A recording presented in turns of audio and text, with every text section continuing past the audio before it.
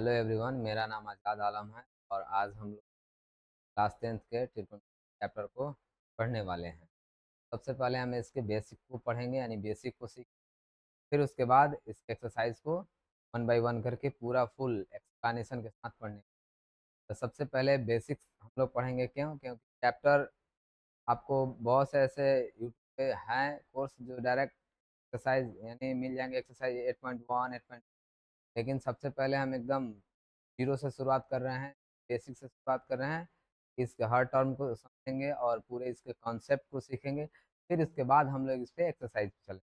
तो आप देख सकते हैं आप लोगों के सामने ये क्लास 10th गणित त्रिकोणमिति, ये चैप्टर क्लास 10th में आपको पढ़ना है। क्लास 9th में इसके बारे में नहीं पढ़ना है, ठीक है। ये चैप्टर बिहार बोर्ड में क्लास 10th में पढ़ना है, ठीक। ये ठीक है, ये और यहाँ से इसकी शुरुआत होती है और बहुत ही अच्छा चैप्टर है, बहुत ही शानदार चैप्टर है। और इसके हम पहले पूरे एकदम जीरो टू एडवांस तक हम इसके बेसिक्स को, इसके कॉन्सेप्ट को वन बाय वन करके हम लोग पढ़ेंगे। वीडियो को पूरा देखिए, बहुत कुछ आपको सीखने को मिलेगा एकदम, और सबसे हट के भी मिलेगा एकदम इजी वे में। कोई मुश्किल चीज, हम मुश्किल टर्म इसमें यूज नहीं करने वाले हैं। और इस तरह से इसको पढ़ेंगे कि एग्जाम में आने वाले एक वन बाय वन यानी एक एक क्वेश्चन को हम एकदम आसानी से सॉल्व कर पाए। चलिए आगे बढ़ते हैं। तो सबसे पहले हम बात करेंगे त्रिकोणमिति चैप्टर। यहाँ हमने लिख दिया त्रिकोण, इसका मतलब होता क्या है। तो देखिए, जब इसको जोड़ तोड़ा जाता है ना, तो होता है त्रि प्लस कोण प्लस मिति, ठीक है। त्रि प्लस कोण प्लस मिति यानी त्रिकोणमिति। त्रि का मतलब होता है तीन, ये संस्कृत शब्द वर्ड है, ठीक है। अब कोण का मतलब होता है कोण, और मिति का मतलब होता है माप, यानी तीन कोणों का माप। मतलब ऐसी आकृति जिसमें तीन कोण हो, उसके उस पर हम इस त्रिकोणमिति को पढ़ने वाले हैं। अब इससे थोड़ा सा आप लोग को ये क्लियर हुआ होगा कि आखिर कौन सी आकृति होती है जिसमें तीन कोण होता है। तो ये होता है त्रिभुज।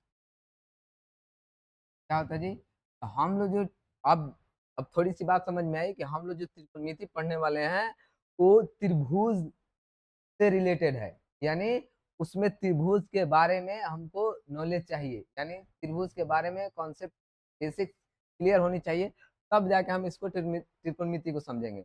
अगर हमारा त्रिभुज के बारे में भी कॉन्सेप्ट क्लियर ना हो तो इसको हम क्या पढ़ लेंगे, क्या समझ लेंगे। वैसे ही सामने टीचर पढ़ा के चला जाएगा, हमको कुछ आएगा नहीं और हम समझेंगे, बोलेंगे हमको कुछ समझ में नहीं आ रहा है, तो आपका टाइम भी जाएगा। तो एकदम मेरे साथ बने रहिए, एकदम इजी वे में हम लोग पढ़ने वाले हैं। देखिए, त्रिभुज की थोड़ी सी बात करें त्रिभुज, तो आपको मालूम होगा त्रिभुज की जो आकृति होती है ऐसी होती है, ठीक है। इसका डेफिनेशन होता है त्रिभुज की, क्या है? तीन भुजाओं से घिरी हुई आकृति को त्रिभुज कहते हैं, यानी ऐसा आकृति जिसमें तीन भुजा हो, तीन भुजा। देखिए, अगर तीन भुजा हो तब भी त्रिभुज होता है, और तीन कोण हो तब भी त्रिभुज होते हैं। तो खूब ध्यान से समझिए, तीन भुजा होता है त्रिभुज। क्या होता है जी? त्रिभुज में तीन भुजा होता है, तीन आपका कोण भी होता है, और तीन आपका शीर्ष भी होता है। अब थोड़ी सी बात करेंगे हम, सर ये शीर्ष क्या होता है, इनको इसको वर्टेक्स बोलते हैं। तो ये ध्यान में रखिए कि त्रि प्लस कोण प्लस मिति, यानी तीन कोणों का माप जिस आकृति के अंदर पढ़ना हो उसको कहते हैं त्रिभुज। और हम त्रिभुज के बारे में थोड़ा सा पढ़ेंगे, थोड़ी सी जानकारी लेंगे, फिर उसके बाद त्रिकोणमिति चैप्टर को हम स्टार्ट करेंगे, उसके बेसिक्स पढ़ेंगे। तो फिलहाल हम लोग त्रिभुज के बेसिक्स पढ़ने वाले हैं। चलिए आगे बढ़ते हैं। अब देखिए, यहाँ मैंने एक त्रिभुज बना, ए बी सी। रेंडम हमने कि इस त्रिभुज का कोई नाम नहीं दे रहा है, रेंडम हमने एक त्रिभुज बना, ठीक है।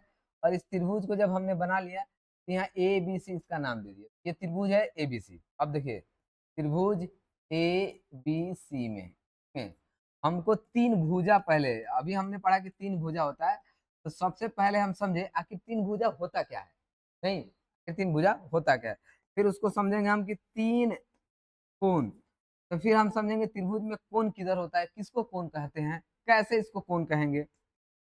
और फिर होता है तीन आपका शीर्ष। क्या होता है जी? तीन आपका शीर्ष। आप समझिए, तीन कोण, तो समझिए तीन भुजा पहले थे, ये एक भुजा, ये एक साइड आपका थोड़ा सा ये आपका एक साइड, वन साइड, तो एक हो जाएगा आपका ए बी, ये एक भुजा हो गई।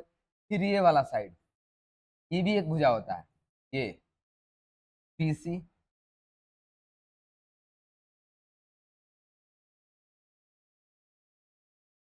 पी सी, और एक और होता है ये। तो आप अब त्रिभुज के तीन भुजा हो, और कौन कौन सी वो तीन भुजा होती है, तो ये अब त्रिभुज कोई भी हो सकता है, ऐसा नहीं कि एबीसी होगा, त्रिभुज कोई भी हो सकता है, पी क्यू आर। तो यहाँ अगर हम तीन भुजा लिखे की बात करें, इसमें हमने तीन अगर भुजा लिखना हो, तीन भुजा, तो यहाँ हो जाएगा एक भुजा पी क्यू, एक भुजा क्यू आर, और एक भुजा। उसी तरह आप कोण को समझे हम, तीन कोण, तो ये एक कोण है, ये कोना, फिर ये एक कोण है, और ये एक कोण, ये एक कोण, ये एक कोण, टोटल कितने कोण हो गए, तीन। तो एंगल को हम ऐसे लिखते हैं, एंगल ए, एंगल बी, और एंगल सी। उसी तरह इस त्रिभुज की बात करें, थोड़ा इसमें हम लोग समझे, तो ये हमारा एंगल होगा, एक एंगल ये, एक एंगल ये, और एक एंगल, इसमें भी तीन कोई भी दुनिया का कोई भी त्रिभुज हो, ठीक है, दुनिया का कोई भी त्रिभुज हो, उसमें तीन ही कोण होंगे, और तीन ही भुजा होंगे, और तीन ही शीर्ष होंगे, इससे अधिक नहीं हो सकता है। और भी सारी चीजें हम पढ़ेंगे थोड़े वन बाई वन करके, पहले बेसिक्स को क्लियर करें, तीन कोण। तो यहाँ हम एंगल पी, एंगल क्यू, और एंगल आर, जिस तरह इस त्रिभुज का नाम था ए बी सी, तरह इस त्रिभुज का नाम है पी क्यू आर, ठीक है। तो पी क्यू आर में एंगल पी हो जाएगा एक, एंगल क्यू हो जाएगा एक, एंगल क्यू और एंगल क्यू एक हो जाएगा, और एंगल आर एक हो जाएगा। अब यहाँ देखिए, अब तीन शीर्ष की बात करें हम, तीन शीर्ष, चलिए इसको समझते हैं। तो ये जो वॉर्टेक्स होता है ना, ये टॉप, जो हम लोग का जो ये माने ये हम लोग का सिर है ना जी, वही शीर्ष इसको बोलते हैं, ये। तो यहाँ शीर्ष हो जाएगा पी क्यू, और इसमें शीर्ष क्या होगा, ए बी सी। अब एक और चीज बता दें आपको, त्रिभुज चाहे जितना बड़ा हो या छोटा हो, तीन ही एंगल होंगे, तीन ही भुजा होंगे, और तीन ही शीर्ष होंगे। एक एक और चीज, कि त्रिभुज कितना हो बड़ा हो या कितना हो छोटा हो, तीनों एंगल को जो मिला के बनता है ना टोटल कोण, कितना होता है, 180 अंदर। ये एंगल, ये एंगल, ये को नहीं पता है कि ये एंगल कितना है, ये एंगल कितना है, ये एंगल कितना, नहीं बता सकते, लेकिन पूछा जाए तीनों का सम कितना होगा, यानी तीनों को जोड़ेंगे तो कितना होगा, तो 180, 180 डिग्री। चाहे वो त्रिभुज इतना छोटा क्यों ना हो, इसमें भी 180 डिग्री, चाहे वो त्रिभुज इतना बड़ा क्यों ना हो, ठीक है, इसमें भी 180, या ये पूरा बोर्ड बराबर एक बड़ा त्रिभुज है, उसमें भी 180, तीनों कोण को मिलाकर 180 ही होंगे, ठीक है, 180 डिग्री, समझ में आ रहा है। और डिग्री की बात थोड़ा सा पड़ेगा कि सर इसमें डिग्री लिखा जाता क्यों है, तो देखिए समझिए, ये सर्कल है, ठीक है ना, यहाँ एक पॉइंट है। तो एक साइंटिस्ट थे, सॉरी मैथमेटिशियन थे, उन्होंने इस पूरे वृत्त को, डिग्री का मतलब होता है पार्ट्स, क्या होता है, पार्ट्स, यानी भाग। तो इस पूरे सर्कल को उन्होंने 360 में भागों में बांट दिया, ठीक है। तो इन्हीं के नाम पे डिग्री बोलते हैं, डिग्री पार्ट होता है यानी हिस्सा। एक डिग्री का मतलब होता है 1/360, एक डिग्री बराबर 2 डिग्री है, यानी 360 का इतना भाग। यानी आप समझ में आया, बात नहीं आ रहा समझ में, तो आप फिर कोशिश, एक सर्कल है यहाँ है, और इस पूरे सर्कल को यहाँ सेंटर रहते हैं, पूरे सर्कल को उन्होंने 360 पार्ट्स में, यानी 360 भाग में डिवाइड किया, और एक भाग जो होता है ना, उसी भाग को उन्होंने डिग्री नाम रखा, डिग्री। किसी भी चीज को जैसे हम हिस्सा करते हैं ना, काटते हैं ना, तो उन्होंने सर्कल को 360 भागों में बांटा, और उन्होंने कहा कि ये डिग्री है, डिग्री का मतलब भाग, डिग्री मतलब भाग, ठीक है। ये थोड़ी सी जानकारी हम बता दिया। अब बात 180 डिग्री, टोटल सम कितना होता है तीनों कोण का त्रिभुज में? 180 डिग्री, ठीक है। अब हमने ये भी पढ़ लिया कि तीन भुजा, तीन कोण और तीन सोर्स, तो सॉरी तीन शीर्ष। अब थोड़ी सा आगे बढ़ते हैं। अब देखिए, अब हमने मान लीजिए यहाँ हमने कोई त्रिभुज होगा, कोई भी एक हमने त्रिभुज ए बी, ठीक है। ये एक हमने समकोण त्रिभुज, कौन सा त्रिभुज? समकोण त्रिभुज, ठीक है। अब खूब ध्यान से समझिए, अगर मान लीजिए आपके घर में तीन आदमी हो, आपके घर में तीन आदमी हो, तो तीनों आदमी का नाम होगा कि नहीं होगा? सर एकदम होगा। तो मान लीजिए त्रिभुज के तीन भुजा हो, तो तीनों भुजा का नाम होगा? हाँ एकदम होगा सर। तो चलिए अब हम पढ़ते हैं कि कौन सी भुजा का क्या नाम है, ठीक है। तो खूब ध्यान से समझिए, एक यह समकोण त्रिभुज, लगभग लगभग सारे के सारे क्वेश्चन आपको क्लास 10th में समकोण त्रिभुज के ऊपर ही पढ़ने हैं। तो आपको दिमाग में आ जाना चाहिए कि समकोण त्रिभुज आपके दिमाग में एकदम बैठा होना चाहिए। क्यों? त्रिभुज कितने प्रकार के होते हैं? तो मुख्य रूप से 6 प्रकार के होते हैं, तीन कोण के हिसाब से, तीन भुजा के हिसाब से। हम इसके बाद जस्ट उसको पढ़ाने वाले हैं, लेकिन फिलहाल ये नाम जो समझाना है ना, कौन सी भुजा का क्या नाम है, ये समझाने के लिए हमने ये अभी समकोण त्रिभुज लिए, ताकि आपको आसानी से अच्छे तरीके से अच्छे ढंग से समझ में। ये मान लीजिए समकोण त्रिभुज, हमको त्रिभुज में होता क्या है कि यहाँ जो एंगल, एक एंगल होता है यहाँ पे जो बनता है वो 90 का होगा। और किसी भी त्रिभुज में एक समकोण ही बन सकता है, एक समकोण। आपसे पूछता है कि त्रिभुज में कितने समकोण पॉसिबल हैं, तो एक ही कोण समकोण पॉसिबल है। तीन कोण होते हैं, तो उसमें से तीन कोण में कितने कोण 90 डिग्री हो सकते हैं, यानी समकोण हो सकते हैं? तो मात्र एक एंगल ही है, एक कोना कोई हो, एक एंगल हो, एक कोण हो, वही एक ही कोण 90 डिग्री का हो सकता है, यानी समकोण हो सकता है। एक से अधिक पॉसिबल, एक त्रिभुज में एक से अधिक समकोण पॉसिबल नहीं है। ये भी बहुत भी यही है, ये याद रखना। एक त्रिभुज के अंदर एक ही कोण पॉसिबल है, एक से अधिक समकोण, सॉरी मतलब 90 डिग्री। समकोण का मतलब क्या होता है? समकोण का मतलब होता है 90 डिग्री, एकदम इस तरह ध्यान दिया ना, ये 90।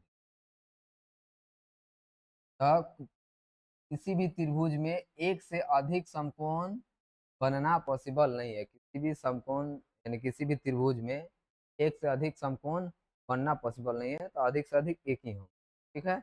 हाँ, कम से कम कोई भी नहीं हो सकता, एक भी नहीं हो सकता है, ये पॉसिबल है, लेकिन ज्यादा से ज्यादा समकोण बनाते एक ही बनेगा, उससे अधिक नहीं बन सकता। अब थोड़ी सी बात करें, तो देखिए आमतौर पर ऐसे अगर त्रिभुज हो, तो नीचे वाला जो भुजा है इसको कहते हैं आधार, इसको कहते हैं आधार। क्या कहते हैं? आधार। और आधार को इंग्लिश में बेस बोला जाता है, शॉर्ट फॉर्म में हम इसको बी भी लिख लेंगे, ठीक। और ये जो एकदम ऊंचाई होती है, एकदम खड़ा होता है, इसको बोलते हैं लंब। तो क्या बोलते हैं? लंब को इंग्लिश में कहते हैं परपेंडिक्यूलर,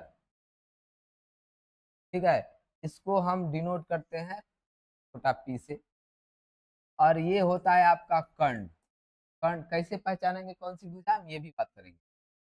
इसको छोटा एस से होता है, हाइपोटेनस। ये हाइपोटेनस का स्पेलिंग हमने लिख दिया। तो इस त्रिभुज में तीन भुजा होती है और तीनों का नाम है, ठीक है। क्या नाम है, एक बार फिर से देखते हैं।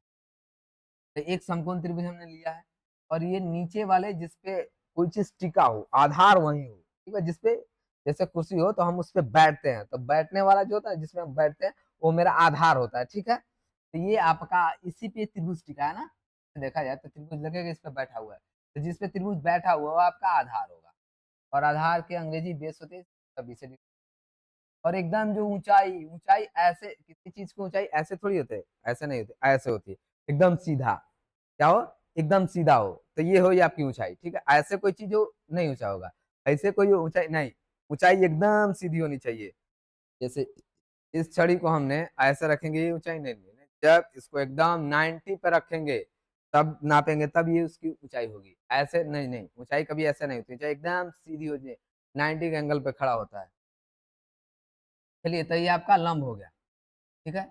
और ये आपका कर्ण होता है। खूब ध्यान से समझिए, कर्ण किसको कहेंगे सबसे पहली बात। तो जो जहां 90 बने, 90 यहीं पे बनेगा, ठीक है, कभी भी बनेगा यहीं पे बनेगा, ये याद रखना। तो जो देखिए होता क्या है, मैथ में नियम है कि जो एंगल जितना बड़ा होता है उसके सामने का भुजा भी उतना ही बड़ा होता है, ठीक।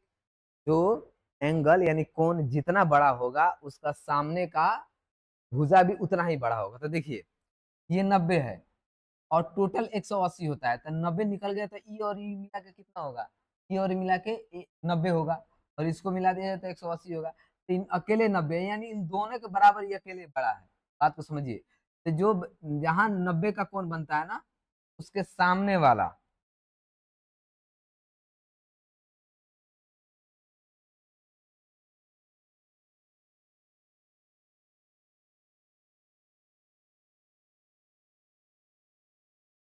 पता नहीं क्या, चलिए कोई बात नहीं, हम इसको ठीक करते हैं।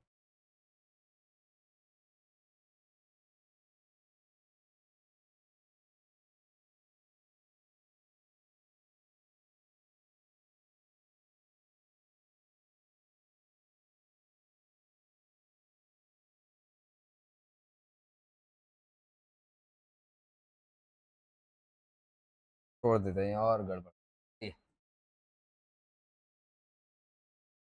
समझे। तो जितना बड़ा जो कोण होगा उसके सामने की भुजा उतनी ही बड़ी।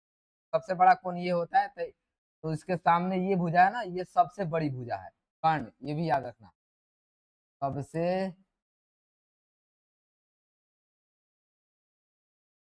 सबसे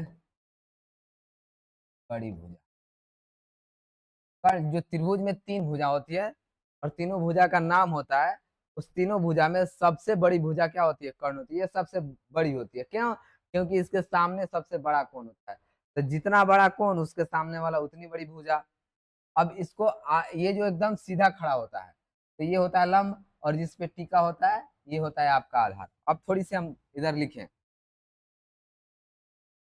अब हम बात करते हैं, लिखे आधार, ठीक है? आधार, आधार यानी छोटा बी। आधार कौन हो जाएगा जी, आपका बीसी हो जाएगा। चलिए, उसके बाद हम बात करते हैं लंब। लंब छोटा पी। लंब क्या हो जाएगा, ये यहाँ से यहाँ तक अभी बताया ना, ये लंब का क्या हो जाएगा, यहाँ से यहाँ तक ये भुजा लंब, आपका हो जाएगा लंब ए बी। ये क्या हो जाएगा, ए बी। और तीसरा होता है आपका कर्ण। कर्ण आपका इंच होता है। तो ये सबसे लंबी भुजा होती है, और सबसे लंबी भुजा कौन है जी, ये आपका सबसे लंबी भुजा होती है। और ये एकदम ऐसे ढलाव होती है, ऐसे ये एकदम बिल्कुल ऊंचा सीधा ऊंचाई में, ये एकदम आधार जिस पे टिका हो, और ये एकदम जैसे बच्चा फिसलता है ऐसे, आप देख पा रहे हैं। चलिए, अब इसके आगे भी हम बढ़ते हैं और इसको देखते हैं कि एक और त्रिभुज ले। तो आप इसमें समझ चुके हैं कि किसको लंब कहेंगे, किसको कर्ण कहेंगे, किसको आधार। फिर एक बार और बढ़ते हैं। हमने एक त्रिभुज लिया है यहाँ।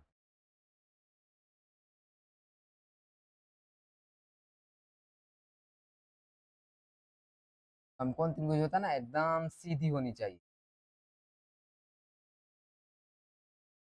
और थोड़ा सा इधर उधर माफ कीजिए। अगर कोई ऐसे बना दे और यहाँ कह दे 90 का एंगल है, समझना पिक्चर गलत है, उसके पास कॉन्सेप्ट नहीं है। क्यों? क्योंकि जो 90 का एंगल एकदम सीधा होना चाहिए। तो आपको अब हम नाम बदल लिए, पी क्यू आर, अब हम नाम बदल दिए। अब यहाँ अगर 90 का एंगल बना हो, तो नॉर्मली ये क्या होगा, नीचे वाला हमने अभी कहा, नीचे वाला क्या होगा, आधार। तो आधार को कहेंगे बी। ये जस्ट 90 के सामने जो रहेगा उसको क्या कहेंगे, कर्ण, इसको डिनोट करेंगे एच। और कर्ण आपकी सबसे बड़ी भुजा है। और ये पी क्यू, ये क्या हो जाएगा आपका लंब, और इसको हम डिनोट करेंगे। अब थोड़ी सी बात करें हम, थोड़ा सा समझिए, थोड़ा सा। ये होगा क्या, यहाँ हमने लंब लिखा, लंब, लंब। तो लंब जब आपका लिखा हमने, तो यहाँ लिखा पी। तो लंब क्या हो जाएगा, लंब पी। और किसी ने पूछा भाई बताओ तुम इसमें कौन क्या है, कौन कौन सा है, तो कौन क्या हो जाएगा आपका पी आर। फिर उसके बाद पूछा आधार बताओ भाई, हम बिल्कुल बता देंगे आसानी से, क्यों, क्योंकि समझ चुके हैं। आधार आपका क्यू, आया समझ में। तो इस तरह से अगर समकोण त्रिभुज में ही आपको 10th क्लास का त्रिकोणमिति पढ़ना है 90%। एकदम आप देखिएगा, हम एक एक क्वेश्चन बनाएंगे और इसको समकोण त्रिभुज के आधार पे ही बनाएंगे, और सारे एक एक करके हम समझेंगे। तो खुद ध्यान से समझिए, ये आपको अगर त्रिकोणमिति बढ़िया से पढ़ना है तो कौन लंब होगा, कौन आधार होगा और कौन कौन होगा, ये आपको एकदम बेहतर तरीके से समझ में आनी चाहिए। ठीक है। अब ये हमने आपको ये चीज समझा दिया, लंब कर्ण और आधार समझा दिया। थोड़ा सा हम त्रिभुज का सोच रहे हैं टाइप पढ़ा दे, नहीं त्रिभुज कितने प्रकार के होते हैं, नहीं भी पढ़ाएंगे तो चल जाएगा, लेकिन हम सोच रहे हैं पढ़ा दे। चलिए तो आगे बढ़ते हैं, अब थोड़ी सी बात कर ले, उसके बाद इसी को कर लीजिए, क्या समझिए।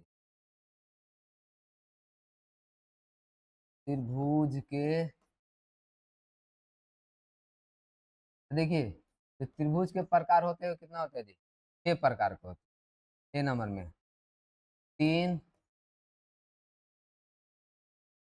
भुजा के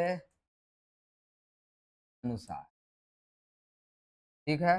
कौन कौन, तो पहला होता है समबाहु त्रिभुज, क्या होता है जी, समबाहु त्रिभुज। इसमें क्या होता है, तीनों भुजा आपस में बराबर होती है, तीनों भुजा आपस में बराबर होती, तीनों भुजा, और इसमें और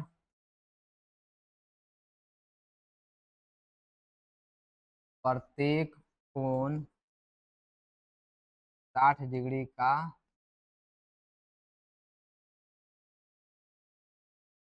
चलिए अब ये हो गया, ठीक है। लिखते जाएंगे और उसके बारे में समझाते जाएंगे। तो आपका 3, अगर मान लीजिए हमने यहाँ कौन सा, ये मान लीजिए ए बी सी, ये हमने बना दिया आपको समबाहु त्रिभुज, ठीक है। तो समबाहु त्रिभुज में होगा क्या, तीनों भुजा आपस में बराबर, यानी हम लिख सकते हैं ए बी बराबर बी सी बराबर ए, और लिख सकते हैं एंगल ए बराबर एंगल बी बराबर एंगल सी बराबर 3 डिग्री। एकदम दिमाग में बैठा लीजिए, इसका त्रिभुज का क्षेत्रफल भी होता है 4/3 √3/2 गुने भुजा स्क्वायर, ठीक है। ये समबाहु त्रिभुज का क्षेत्रफल होता है, ठीक है, √3/2 गुने भुजा। और इसका भुजा का भी सूत्र होता है, तो आगे आप ये याद रखिएगा, अगर क्षेत्रफल का सूत्र पूछे किसका, समबाहु त्रिभुज का क्षेत्रफल, तो √3/4 गुने भुजा स्क्वायर होता है। ये किसका, समबाहु का क्षेत्रफल क्या होता है, समबाहु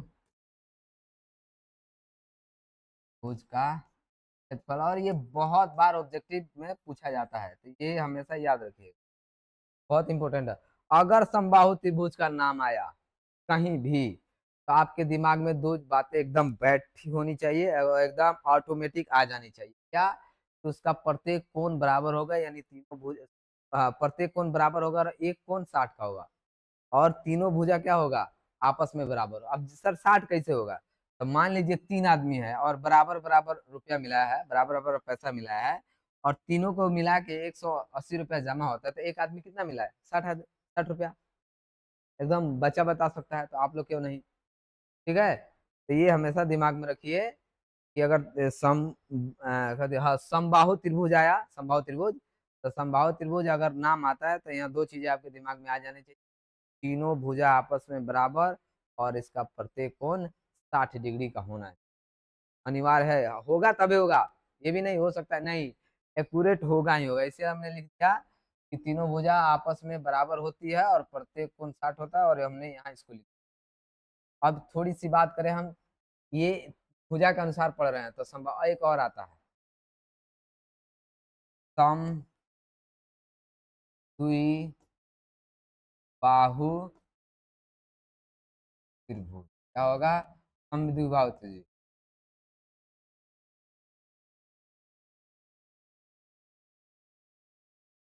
इसमें याद रखिए बाहु त्रिभुज।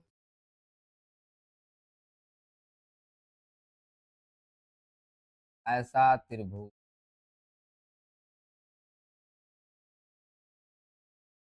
इसमें सिर्फ दो भुजा आपस में, ऐसा त्रिभुज जिसमें सिर्फ दो भुजा आपस में बराबर, क्या हो जी? बराबर हो से समद्विबाहु भुज और त्रिभुज कहते हैं। जैसे इसको भी हम पढ़ें। ये आपका हो गया ए बी, इसमें दो भुजा आपस में बराबर होगा, तीनों बराबर हो गया तो समबाहु त्रिभुज। दो बराबर है तो समद्विबाहु त्रिभुज। तो यहाँ देखिए ए बी बराबर, तो ये आपका हो गया समद्विबाहु त्रिभुज। चलिए अब नेक्स्ट पढ़े हम लोग। ये हो गया। ये कहता है विषमबाहु, समबाहु,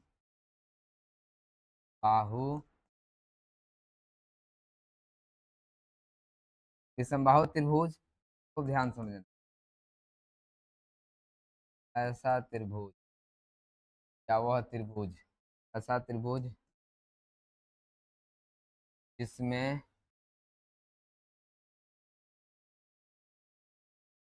तीनों भुजा अलग अलग यानी भिन्न भिन्न हो, तीनों भुजा अलग अलग हो से सम बाहु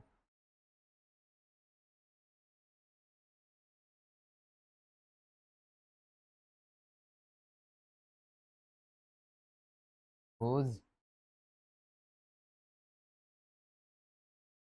समबाहु त्रिभुज कहते हैं। तो चलिए समझ लें हम। अब मान लीजिए आपका हो गया ए बी, ये अलग ये अलग ये अलग, तीनों अलग है। ए बराबर बी बराबर सी नहीं लिख रहे हैं, नॉट इक्वल, यानी कोई किसी के बराबर नहीं है। ए बी के बराबर ना बी के बराबर ना ए बी के बराबर सी, कोई त्रिभुज आपस में बराबर नहीं हो जाएगा। तो ये हो जाएगा आपका कौन सा? विषमबाहु त्रिभुज। ये तीन हमने भुजा के हिसाब से पढ़ लिया, भुजा के अनुसार पढ़ लिया, और तीन हम कोण के हिसाब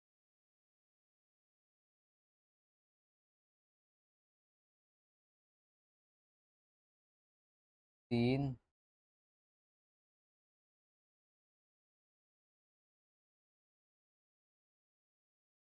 तीन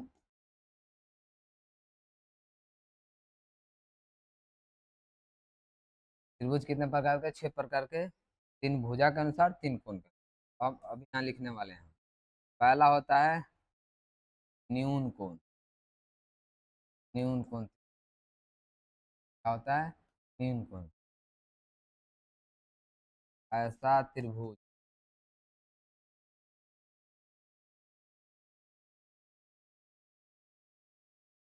में प्रत्येक कोण का मान 90 डिग्री से 90 डिग्री से कम हो से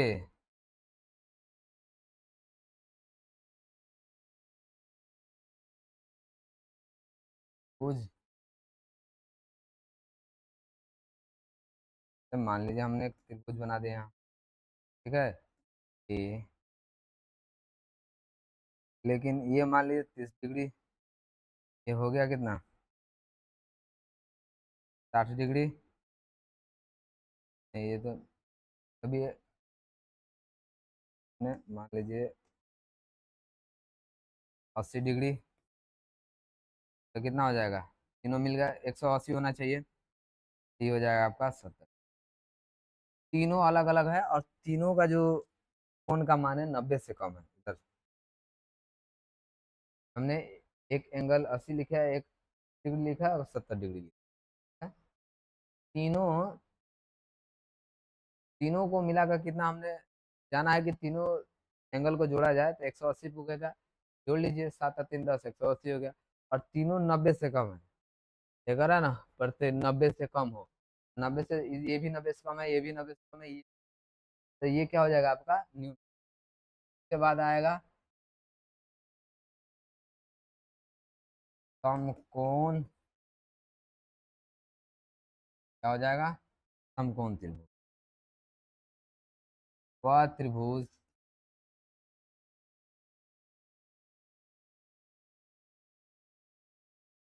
में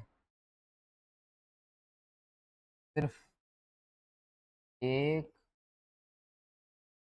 कोण का मान 90 डिग्री के बराबर, कोण का मान 90 डिग्री हो, बराबर 90 डिग्री, उस त्रिभुज को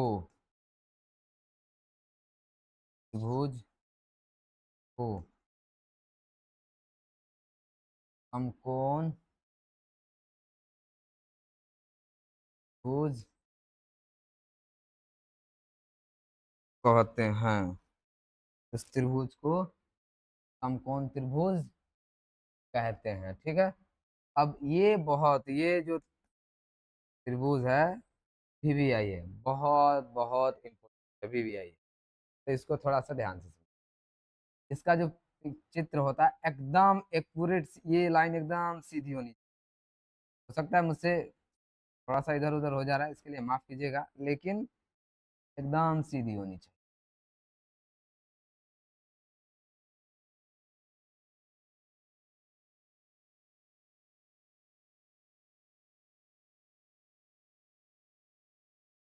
इतना एक्यूरेट नहीं बन पा रहा, बोर्ड है ये, बहुत फिसलता है ना। आप समझिए ना, एकदम सीधी होनी चाहिए, ठीक, और ऐसे एकदम सीधी, और यहाँ से एकदम,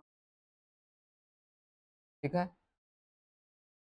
थोड़ा सा गलती, चलिए स्केल ले लेते हैं।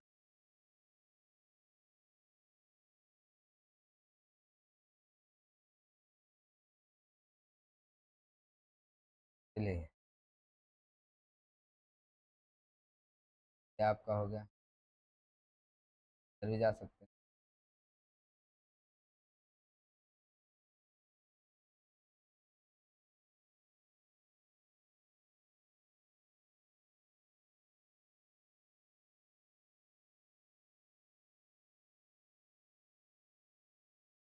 आराम से,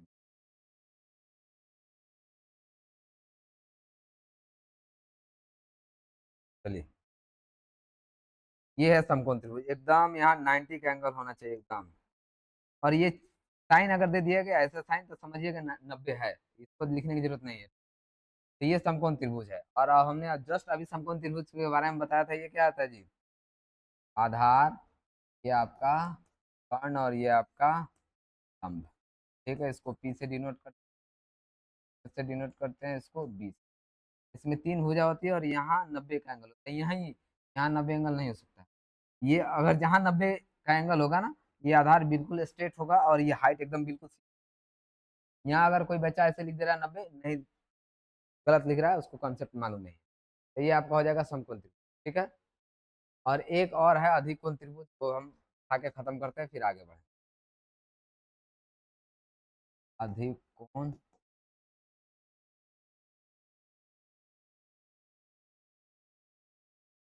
व त्रिभुज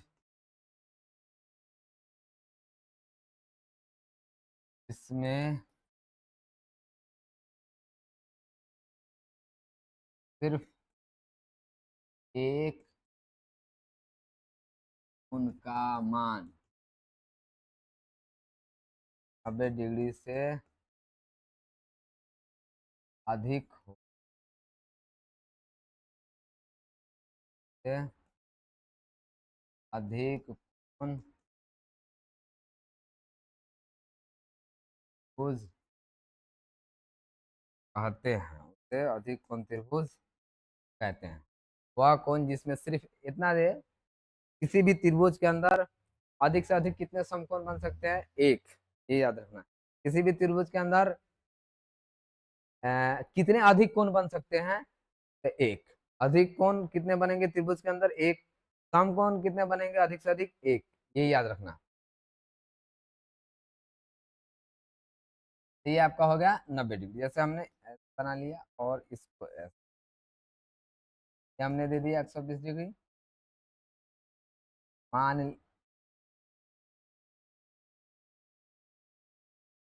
मान लीजिए ये आपका, मान लीजिए आपका 20 डिग्री हो गया, ये आपका 40 डिग्री। कल मिला के 180 डिग्री। और ये 120 डिग्री है, तो 90 से ज्यादा है, तो ये अधिक कोण त्रिभुज। ठीक है। अधिक कोण यहाँ से बाहर की तरफ, 90 तो स्ट्रेट होता है, जस्ट बाहर जाएगा तो हो जाएगा आपका 91 92 जितना भी हो। तो हमने पढ़ा दिया आपको त्रिभुज कितने प्रकार के होते हैं। 6 प्रकार के होते हैं, 3 भुजा के अनुसार, 3 कोण के अनुसार, तीनों को तीन तीन करके हमने सब 6 को पढ़ा दिया। एक होता है समकोण समद्विबाहु त्रिभुज। ठीक है, तो वो उतना प्रचलित नहीं है और उसको अभी जानने की जरूरत नहीं। जब क्लास हम लोग पढ़ के आएंगे त्रिभुज में, तो पूरा उसको इन डिटेल में पढ़ेंगे। लेकिन फिलहाल हम आगे कंटिन्यू करते हैं। अब थोड़ा सा समझिए।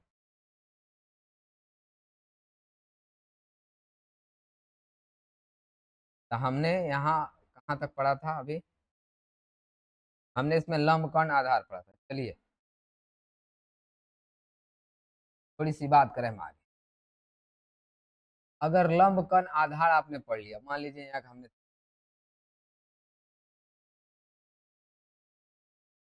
ये आपका ए बी और ये समकोण। ठीक है। तो नॉर्मली आपका ये क्या होगा, अब थोड़ा सा हम आपको कंफ्यूज करने वाले हैं। और यही जब आप सीख पाइएगा, तभी आपको आगे त्रिकोणमिति पढ़ने में आसानी होगा कि सर लोग एंगल कैसे ले रहा है और कैसे चेंज हो रहा है। तो खुद एकदम इजी वे में पढ़ा रहे हैं, आराम से बैठिए। बस नजर और निगाहें हमारी बातों पे और बोर्ड पे रखिए। क्या बनता ही नहीं है, कल बोर्ड पे थोड़ा सा सीधा लाइन खींचना मुश्किल।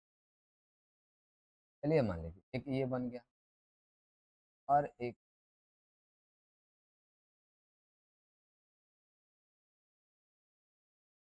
तो मान लीजिए ए बी। ठीक है।